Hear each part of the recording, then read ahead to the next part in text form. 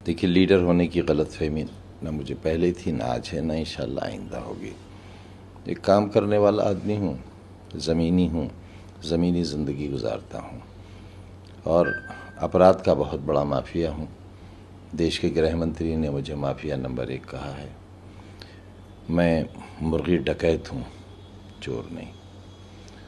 और ये डकैती मैंने डलवाई है कि जाओ मुर्गी का डाका मार लाओ। बकरी की डकैती, भैंस की डकैती, किताब की डकैती, फर्नीचर की डकैती। और इतनी ही नहीं, मंत्री रहते हुए एक ऐसा शख्स जो 10 बार एमएलए रहा हो, 2 बार एमपी रहा हो, 1 बार लीडर अपोजिशन रहा हो, 1 बार राज्यसभा का मेंबर रहा हो, 1 बार लोकसभा का रहा हो, जिसकी बीवी असिस्टेंट प्रोफेसर से रिटायर हुई हो, 1 बार राज्यसभा की मेंबर रही हो, 1 बार विधानसभा की शहर से एमएलए रही हो। मेरा बेटा जो दूसरी बार एमएलए है, गलगोटिया से एमटेक पास है। हम तीनों ने मिनिस्टर होते हुए एक शराब की दुकान लूटी और उसमें 16,000 बोतलें भी लूटी शराब की और 16,900 रुपया गले से लूटा। दरअसल ये मेरा स्तर नहीं है, ये स्तर है उस व्यवस्था का, उस सिस्टम का, उस सरकार का, उन इख्तिदार में बैठे हुए उन लोगों का जिन्होंने अपना लेवल यहाँ पहुँचा लिया है। और ये बड़ी ख़तरनाक अलामत है। मेरी बर्बादी नहीं है इसमें लोगों को मुल्क की बर्बादी नज़र आ रही है। जहाँ तक राजभर साहब का ताल्लुक़ है, जाहिर है वो समाजवादी पार्टी से इल्हाक़ था उनका, वो इल्हाक़ के साथ चुनाव लड़ा, कुछ उनके मेंबरान को समाजवादी का सिंबल मिला और वो जीते भी। मैं जेल में था, मुझे इत्तला मिली कि वो शायद तशरीफ़ लाने वाले हैं, नहीं वक्त मिला। लेकिन अब जो कुछ डायलॉग्स का आदान प्रदान हो रहा है, बल्कि एक तरफा हो रहा है, समाजवादी पार्टी की तरफ से हल्के स्तर का जवाब नहीं दिया गया है, इसलिए कि देना नहीं चाहिए। ज़रूरी नहीं है कि पत्थर मारने वाले के जवाब में भी पत्थर मारा जाए, कीचड़ फेंकने वाले के जवाब में कीचड़ फेंकी जाए, गंदगी फेंकने वाले के जवाब में गंदगी फेंकी जाए, क्योंकि फिर फ़र्क नहीं रह जाएगा। तो एक फ़र्क होना चाहिए मद्दे मुकाबिल से एक महज़्ज़ब सियासत करने वालों का। और मैं समझता हूँ चाहे मुलायम सिंह यादव साहब हों या अखिलेश यादव साहब हों, उनकी भाषा, उनका आचरण महज़्ज़ब तो है। हमें बहुत सी बातों पर उनसे एतराज़ और इख्तिलाफ़ हो सकता है, लेकिन उनकी तहज़ीब पर हम उंगली नहीं उठा सकते। उनके अंदाज़े गुफ्तगू पर, उनके जुमलों पर, उनके लफ्ज़ों पर हम उंगली नहीं उठा सकते। वो इतने महज़्ज़ब हैं।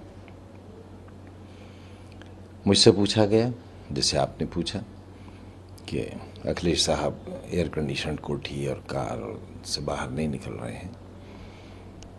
आज के ज़माने में एसी को बहुत मायूब चीज़ नहीं है, बहुत आम सी चीज़ हो गई है। इसके बावजूद भी मैंने जो कल कहा था वही आज कह रहा हूँ कि ये कहने वालों को, या जिन साहब ने ये एतराज़ किया है, उनके एतराज़ का भी शुक्रिया। जाहिर है इसमें भी हमारे लिए एक सबक है, लेकिन धूप में खड़ा हमने भी उन्हें भी नहीं देखा, कहीं धूप में खड़ा नहीं देखा, कहीं उस पोजीशन में नहीं देखा जिससे ये साबित होता हो कि वो किसी मिसाल के तौर पर उन्होंने मुसलमानों की तरफ ये कहा कि मुसलमानों की कोई मदद नहीं कर रहा है।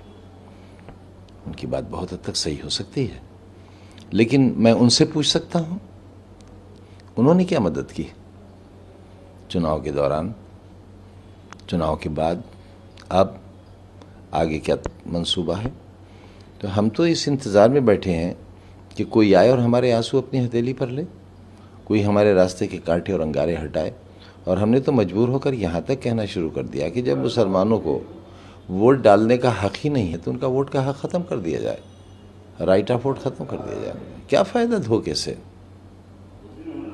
तो मेरे ख़्याल से बड़े नेताओं में मैं उन्हें बड़ा नेता मानता हूँ, बहुत बड़े नेता हैं। मैं अपने आप को वर्कर मानता हूँ, जबकि शायद जिस कबीले से मैं हूँ उनका वोट उनसे 20 गुना ज़्यादा है। और इस खादिम के दर्द को लोग महसूस भी करते हैं और मेरा लिहाज भी करते हैं। हमने कभी ये नहीं कहा कि हम किसी को चीफ मिनिस्टर बनाएंगे, लेकिन लोगों ने तो कहा हम चीफ मिनिस्टर बनाएंगे। और वो दावा इतना महंगा पड़ा कि सरकार नहीं बन सकी। तो हमें कम से कम अपनी ज़ुबान और अपने तरीक़ों पर थोड़ा सा गौर करना चाहिए, मुहज़्ज़ब रहना चाहिए और माजी के रिश्तों को और माजी की गुफ्तगू को भी याद रखना चाहिए। दुश्मनी जमकर करो लेकिन ये गुंजाइश रहे, जब कभी हम दोस्त बन जाएं तो शर्मिंदा ना हो। यानी कि ओम प्रकाश राजभर का जो इस हमने कभी उन्हें धूप में खड़ा नहीं देखा।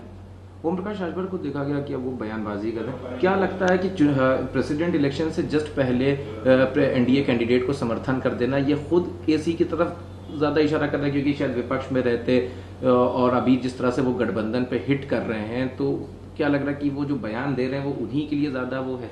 देखिए, मेरा ये कहना काफ़ी क़ब्ल वक्त होगा, इसलिए कि वो भी एक ज़िम्मेदार आदमी है और मैं उनका बहुत लिहाज भी करता हूँ और मैं आपके माध्यम से उनसे अपील भी करता हूँ कि तहज़ीब का दामन न छोड़ें, शालीनता का दामन न छोड़ें। सियासी फ़ैसला कुछ भी लें, कोई किसी का पाबंद नहीं है, वो तो बड़े नेता हैं, एक मामूली सा वर्कर किसी का पाबंद नहीं है। लेकिन कल आँख न मिला सकें, हो सकता है कल फिर ऐसे हालात हो कि हमें साथ मिल के बैठना।